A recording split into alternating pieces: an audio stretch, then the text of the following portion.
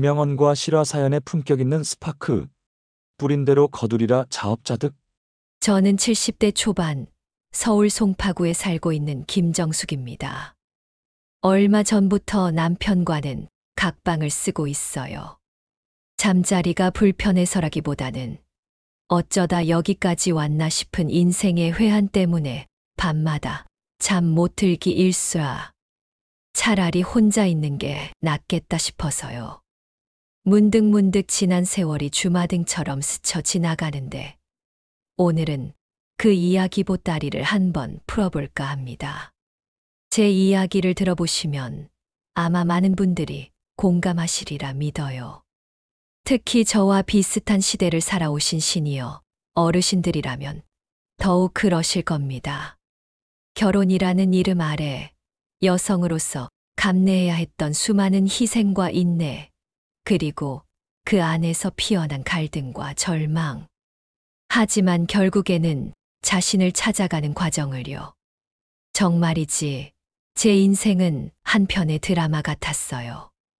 아니, 어쩌면 그 어떤 막장 드라마보다도 더 기구하고 복잡다단한 줄거리로 가득 차 있었다고 해도 과언이 아닐 거예요. 특히 남편과의 관계는 늘 저를 시험에 들게 했죠. 연애 시절 남편은 한없이 다정하고 저만 바라보는 사람이었어요. 제가 20살, 남편은 25. 풋풋하고 순수했던 그 시절, 우리는 서로에게 모든 것을 내어줄 준비가 되어 있는 것처럼 보였어요. 당시 남편은 군 제대 후 막 취직한 회사에서 능력을 인정받으며 승승장구할 조짐을 보였고, 저는 대학 졸업을 앞둔 새내기 사회인이었죠. 주변에서도 저희 커플을 두고 선남선녀라고 칭찬이 자자했어요. 저는 그저 남편과 함께라면 세상 모든 걸 가진 것 같았죠. 그의 눈빛 하나, 손짓 하나에도 가슴이 설렜고, 밤늦게까지 이어진 전화통화는 저에게는 하루의 유일한 낙이자 에너지를 충전하는 시간이었어요. 결혼을 약속하고 양가 부모님께 인사를 드리고 상견례를 마치는 그 모든 과정은 마치 꿈처럼 행복하기만 했죠. 하지만 결혼 후, 특히 처자아이를 낳고 나니 남편은 180도 변하더군요. 신혼 초의 다정함은 온데간데 없고 마치 가면을 벗어던진 사람처럼 돌변했어요. 밖에서는 점잖은 가장인 척했지만 집에만 오면 권위적이고 모든 걸 자기 위주로 생각하는 사람이었어요. 그의 말 한마디 한마디는 저에게는 비수처럼 꽂혔고 저희 의견이나 감정은 철저히 무시당하기 일쑤였죠. 아이가 밤새 울기라도 하면 애를 어떻게 보기에 저러냐 며 짜증을 냈고, 제가 밤늦도록 집안일을 해도 밥맛이 왜 이러냐 며 타박을 줬어요. 제가 칭찬받아 마땅한 일들을 해냈을 때조차도 그는 제 노고를 당연하게 여겼고, 심지어는 저의 노력을 폄하하기까지 했죠. 저는 점점 그의 눈치를 보고 그의 기분을 살피는데 익숙해져 갔어요. 제 이름 석자 앞에 누구 엄마 혹은 누구 아내라는 꼬리표가 붙는 것이 자연스러워지는 동시에 제 자신을 잃어가는 기분이 들었죠. 시부모님과의 갈등도 빼놓을 수 없죠. 저는 맏며느리였으니 시집살이가 어땠는지 굳이 설명하지 않아도 다들 아실 거예요. 이른 새벽 달구는 소리에 잠에서 깨어 아침 일찍 일어나 시부모님 식사 차려드리고 남편 출근시키고 아이들 돌보고 밤늦게까지 고단한 몸을 이끌고 집안일에 시달렸죠. 김장은 물론이고 제사 음식 준비, 집안 대소사를 혼자 도맡아 처리했어요. 손님들 오시는 날이면 제가 밥상 차리랴, 뒷정리하랴 허리 부러질 지경이었어요. 그런데도 남편은 늘 제 노고를 당연하게 여겼어요. 오히려 시어머니가 저를 나무라기라도 하면 남편은 늘 시어머니 편만 들었죠. 어머니 말씀이 다 옳다면서요. 제가 억울함을 호소하려 들면 어머니가 뭘 안다고 그러시겠어. 다 너 잘 되라고 하는 소리다라며 제 입을 막았어요. 저는 그때마다 속으로 3,000번도 더 이혼을 다짐했어요. 이대로는 도저히 못 살겠다. 당장이라도 이 지옥 같은 삶에서 벗어나고 싶다는 생각이 머릿속을 떠나지 않았죠. 하지만 그놈의 자식들이 뭔지 저만 보고 자라는 어린 아이들을 두고 차마 발길이 떨어지지 않더군요. 제가 없으면 이 어린 것들이 세상 풍파를 어떻게 견뎌낼까 하는 생각에 눈물로 밤을 지새우기 일쑤였어요. 남편에게는 아무리 기대를 걸어도 소용없다는 것을 깨달았기에 저는 오로지 아이들만을 바라보며 버티고 또 버텼습니다. 언젠가는 이 고생을 알아주겠지. 아이들이 크면 내 편이 되어주겠지 하는 막연한 희망만이 저를 지탱하는 유일한 힘이었어요. 가장 견디기 힘들었던 건 남편의 외도 문제였어요. 제가 40살쯤 되었을 때였나? 아이들이 한창 사춘기에 접어들어 예민하고 손이 많이 갈 때였죠. 어느 날 동네 아줌마들이 제게 슬쩍 이야기를 꺼내더군요. 남편이 어떤 여자와 골목에서 다정하게 이야기를 나누는 걸 봤다는 거예요. 처음에는 아니라고, 우리 남편은 그럴 사람이 아니라고 부인했어요. 설마요, 저희 남편은 회사 업무 때문에 늦게 들어오는 경우가 많아서 다른데 정신 팔 겨를이 없어요. 그렇게 애써 현실을 부정하고 믿지 않으려 했죠. 하지만 며칠 뒤 남편의 양복 주머니에서 낯선 립스틱 자국이 선명하게 묻은 손수건을 발견했을 때 제 세상은 산산조각 나듯 무너지는 것 같았죠. 마치 망치로 머리를 한 대 맞은 것처럼 심장이 쿵 하고 떨어지는 줄 알았어요. 손이 부들부들 떨리고 눈앞이 캄캄해지면서 숨을 쉴 수가 없었죠. 그 손수건을 든 채로 남편에게 따져 물었어요. 밤늦게 술에 취해 들어온 남편은 제 얼굴을 보더니 움찔하더군요. 이게 뭐야? 제 목소리는 이미 떨리고 있었죠. 남편은 처음엔 이게 뭐냐니 내가 뭘 알아라며 시치미를 떼다가 제가 증거물인 손수건을 그의 코앞에 들이밀자 그제야 잔뜩 풀린 눈으로 손수건을 바라보더니 고개를 떨구더군요. 그냥 회사 여직원이 잠시 흘린 거야. 아무것도 아니야. 그의 변명은 너무나도 구차하고 설득력이 없었어요. 아무것도 아니라니. 당신 눈에는 이게 아무것도 아니야? 당신, 내가 우스워 보여? 내가 바보인 줄 알아. 저는 제 안에 쌓였던 모든 분노를 토해내듯 소리쳤어요. 잠깐 한눈 판 것뿐이다. 미안하다면서요. 그의 사과는 진심이라기보다는 그저 상황을 모면하려는 변명처럼 들렸어요. 저는 분노와 배신감에 휩싸여 밤새 한숨도 못 잤죠. 그날 밤 아이들 몰래 베개를 부여잡고 얼마나 울었는지 몰라요. 제 베개는 젖어 축축해졌고 제 눈은 다음 날 아침 퉁퉁 부어올라 차마 거울을 볼 수 없을 지경이었어요. 그때의 상처는 지금도 제 가슴 한구석에 깊이 박혀 아물지 않는 흉터처럼 남아 있어요. 제 인생에서 가장 치욕적이고 고통스러운 순간이었죠. 그때 제가 어떻게 이혼하지 않고 버텼는지 지금 생각하면 저 자신이 대견하기도 하고 한편으로는 참 어리석었다는 생각도 들어요. 아마 그때는 제가 너무 어리고 약해서 혼자 아이들을 키울 용기가 없었나 봅니다. 게다가 이혼이라는 주홍 글씨가 당시 사회에서 여성에게 얼마나 치명적인지 잘 알고 있었기에 저는 그저 참고 견디는 길을 택했어요. 시간이 해결해 주겠지. 남편이 언젠가는 정신 차리겠지 하는 막연한 기대를 품었죠. 하지만 기대는 늘 배신으로 돌아왔습니다.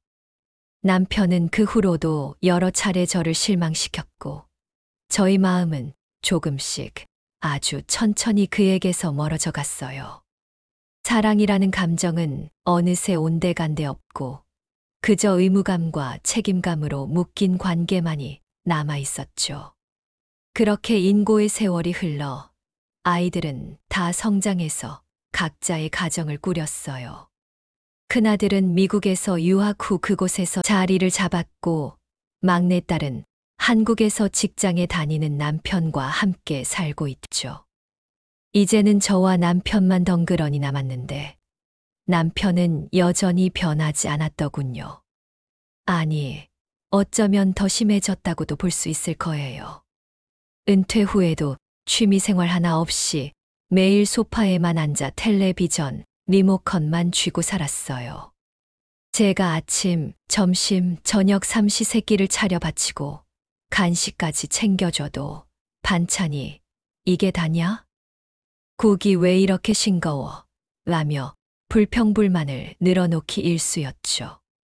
집안일에는 손끝 하나 까딱 안 하고, 제가 힘들다고 하소연하면 여자들이 하는 일이 뭐가 힘들다고 그래라며 저의 고통을 비웃기까지 했어요. 제 말에는 콧방귀만 뀌는 남편을 볼 때마다 제 속은 부글부글 끓어올랐어요. 더 이상은 이렇게 살 수 없다는 생각이 머릿속을 지배했죠. 마치 끓어오르는 냄비 속의 물처럼 더 이상 인내심의 한계를 느낄 수밖에 없었어요. 저의 남은 인생을 이렇게 무기력하고 답답하게 보내고 싶지 않다는 강렬한 열망이 저를 사로잡았죠. 결국 저는 각방을 쓰자고 선언했어요. 여보, 우리 이제 각자 방을 씁시다. 더 이상 당신과 한 공간에 있는 것 자체가 저에게는 고통이에요. 남편은 처음에는 황당하다는 표정을 지으며 당신이 제정신이냐고 되묻더니 이내 아무 말도 하지 않더군요. 아마 자신도 저와의 관계가 더 이상 예전 같지 않다는 걸 어렴풋이 짐작하고 있었을 겁니다. 아니면 제가 그렇게까지 나올 줄은 몰랐던 것일 수도 있고요. 그러던 어느 날이었어요. 큰아들이 오랜만에 한국에 와서 딸네 집과 함께 온 가족이 오랜만에 한자리에 모인 자리였죠. 화기애애해야 할 가족 모임이었지만 저와 남편의 어색하고 차가운 기류는 쉽게 감춰지지 않았어요. 딸이 그런 분위기를 눈치챘는지 조심스럽게 저에게 다가와 귀옛말로 물었어요. 엄마, 아빠랑 요즘 무슨 일 있어? 분위기가 좀 이상하다. 저는 망설이다가 지난 세월 쌓였던 서러움을 더 이상 숨길 수 없다는 생각에 마치 둑이 터지듯 모든 이야기를 털어놓았어요. 남편의 외도 문제부터 시작해서 결혼 생활 내내 저를 힘들게 했던 모든 일들, 시집살이의 고통, 그리고 저를 사람 취급하지 않았던 그의 태도까지요. 제 이야기에 아들과 딸은 큰 충격을 받은 표정이었어요. 그들의 눈빛에는 엄마에 대한 안쓰러움과 아빠에 대한 분노가 교차했죠. 특히 딸은 아니, 아빠가 그랬단 말이야? 엄마가 그렇게 힘들었어 하면서 믿을 수 없다는 듯 흥분하더군요. 딸은 그 자리에서 남편에게 따져 물었어요. 아빠, 엄마한테 어떻게 이럴 수 있어? 엄마가 아빠랑 저희를 위해 평생을 바쳐 희생하며 살았는데 어떻게 아빠는 그런 짓을 할 수 있어? 그때 큰아들이 말했어요. 그의 목소리에는 단호함이 깃들어 있었죠. 엄마, 아빠는 좀 문제가 있는 것 같아요. 사실 저희 어렸을 때도 아빠가 이상한 여자랑 다니는 걸 봤다는 이웃 아줌마들 얘기가 종종 들렸었어요. 저희는 그때 너무 어려서 그게 무슨 뜻인지 잘 몰랐는데 지금 생각해보니 다 아빠의 문란한 사생활을 암시하는 얘기였던 것 같아요. 엄마는 아빠를 믿고 사셨는데 아빠는 엄마를 배신하고 가족들을 속였던 거잖아요. 아들의 말에 저는 또 한 번 무너져 내리는 기분이었어요. 제가 모르는 사이에 남편은 저를 얼마나 더 기만했던 걸까요? 딸은 분통을 터뜨리며 남편에게 아빠, 어떻게 엄마한테 이럴 수 있어? 엄마가 평생을 아빠 그림자처럼 살았는데 하고 소리쳤어요. 남편은 아무 말도 못하고 그저 고개를 푹 숙이고 있었죠. 그의 어깨는 축 처져 있었고 그의 얼굴에는 죄책감과 당황스러움이 뒤섞여 있었습니다. 그는 그제야 자신이 저질렀던 잘못의 무게를 깨달은 듯 보였어요. 하지만 이미 때는 너무 늦었죠. 결국 자식들까지 나서서 저희 부부의 문제를 해결하기로 했어요. 아들과 딸은 저에게 다가와 제 손을 꼭 잡으며 말했어요. 엄마, 아빠가 엄마한테 너무 심했어요. 이제 엄마가 하고 싶은 대로 하세요. 저희가 엄마 편이에요. 엄마의 행복이 가장 중요해요. 그 말 한마디가 제게는 너무나 큰 위로가 되었어요. 오랜 세월 쌓였던 서름이 그제야 조금이나마 풀리는 것 같았죠. 마치 수십 년 묵은 체증이 내려가는 듯한 시원함을 느꼈습니다. 자식들은 남편에게 조론을 제안했어요. 아빠, 엄마가 더 이상 아빠와 함께 사는 걸 힘들어하세요. 이제 아빠는 엄마의 짐이 되어버린 것이나 마찬가지예요. 저희는 엄마의 남은 인생이 행복하길 진심으로 바랍니다. 이제 각자의 삶을 사시는 게 어떻겠어요? 남편은 처음에는 완강히 거부했지만 자식들의 일관되고 단호한 태도에 결국은 받아들이더군요. 그는 자식들의 말을 거스를 수 없었을 거예요. 자신이 저질렀던 잘못들이 낱낱이 드러난 상황에서 더 이상 변명할 여지도 없었겠죠. 그렇게 우리는 약속된 조론을 하게 되었어요. 잘 아시다시피 법적으로는 여전히 부부지만 서로 각자의 삶을 사는 거죠. 남편은 제가 원하던 대로 시골 고향집으로 내려가 자숙하며 살기로 했어요. 그는 그곳에서 지난 세월 자신이 저지른 잘못들을 후회하며 살아가겠죠. 저는 이제 자식들의 든든한 비호 아래 손주들과 즐겁게 지내고 있답니다.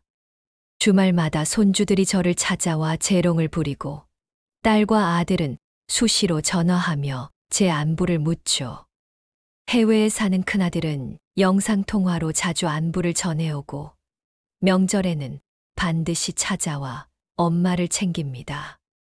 남편은 가끔 안부 전화가 오지만 저는 그냥 형식적으로만 받아줘요. 이제 와서 무슨 의미가 있겠어요. 제 마음속에서 그는 이미 오래전부터 존재하지 않는 사람이나 마찬가지였는걸요. 제 인생의 긴 여정을 돌아보니 정말 많은 일들이 있었네요. 희로애락이 점철된 파란만장한 삶이었다고 말할 수 있을 것 같아요. 하지만 결국엔 모든 선택과 행동에는 그에 따르는 결과가 있다는 것을 깨닫습니다. 뿌린 대로 거둔다는 진리처럼 저를 힘들게 했던 남편은 결국 혼자 남겨졌고 저는 사랑하는 자식들과 손주들에게 둘러싸여 행복한 노년을 보내고 있으니까요. 어쩌면 이 모든 과정은 제가 진정한 행복을 찾기 위한 긴 여정이었는지도 모른다는 생각이 듭니다. 남편에게 의존하지 않고 저 스스로의 삶을 개척하며 살아가는 지금이 제게는 더없이 소중하죠. 요즘은 딸의 권유로 컴퓨터 학원에도 다니고 동네 노인 복지관에 나가 이웃 사람들과 재미있게 소통도 하면서 가끔씩 불우이웃 돕기 자선활동에도 참가하곤 한답니다. 얼마나 즐겁고 보람찬 일인 줄 아십니까? 그야말로 사람 사는 맛이 바로 이런 것이구나 하고 깊이 만끽하면서 하루하루 신명나게 살아가고 있답니다. 이 모든 것이 결국 자업자득이 아니겠어요? 누군가에게는 제 이야기가 슬프게 들릴 수도 있겠지만, 저는 지금 이 순간이 제 인생에서 가장 평화롭고 자유로운 시간이라고 생각합니다. 그동안 남편과 가족이라는 이름으로 억눌렸던 저만의 삶을 이제야 비로소 살고 있는 것 같아서요. 여러분도 부디 자신의 삶을 소중히 여기고 후회 없는 선택을 하시길 바랍니다. 그리고 때로는 과감한 결단이 더 큰 행복을 가져다 줄 수도 있다는 것을 잊지 마세요. 물론 그 일이 본인뿐만이 아니라 상대방에게도 조금은 행복을 나누어 가질 수 있다는 전제하에서 말씀드리는 겁니다. 아무쪼록 많이 남지 않은 여생 되도록이면 서로 행복하게 사시길 바라겠습니다. 장시간 경청해 주셔서 감사합니다. 편히 쉬세요. 네. 오늘의 사연 어떻게 들으셨습니까? 여러모로 공감 가는 부분이 많았다고 생각되시면 구독과 좋아요 눌러주시고 댓글도 많이 달아주실 것을 간곡히 요청드리는 바입니다. 재미있고 좋은 내용의 사연을 발굴해 드릴 수가 있기 때문이라는 말씀도 덧붙여 드리겠습니다. 명언과 실화 사연의 품격 있는 스파크. 다음 시간에 또 뵙겠습니다. 안녕히 계세요. 명언과 실화 사연의 품격 있는 스파크.